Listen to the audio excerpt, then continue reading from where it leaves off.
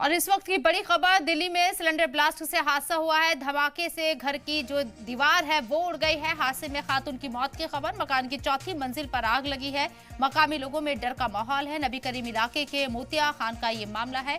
तस्वीरें भी आपको दिखा रही हैं। ये दर्दनाक हादसा पेश आया। सिलेंडर ब्लास्ट से मकान की जो दीवार है वो ढह गई है और साथ ही साथ आपको बताया कि खातून की मौत भी हुई है। इस पूरे हादसे में चौथी मंजिल पर ये धमाका हुआ। मकान की चौथी मंजिल पर आग भी लग गई। मकामी लोगों में डर का माहौल बना हुआ है। नबी करीम इलाके के मोतिया खान का मामला है। काफी कंजेस्टेड ये एरिया है और इससे आसपास के इलाकों में आसपास के इलाके के लोगों में डर बना हुआ है। सिलेंडर ब्लास्ट से दर्दनाक हादसा, जहां मकान की दीवार उड़ गई, छत उड़ गई। इसके साथ ही आपको बता दें कि खातून की मौत की भी खबर है। चौथी मंजिल पर आग लग गई है।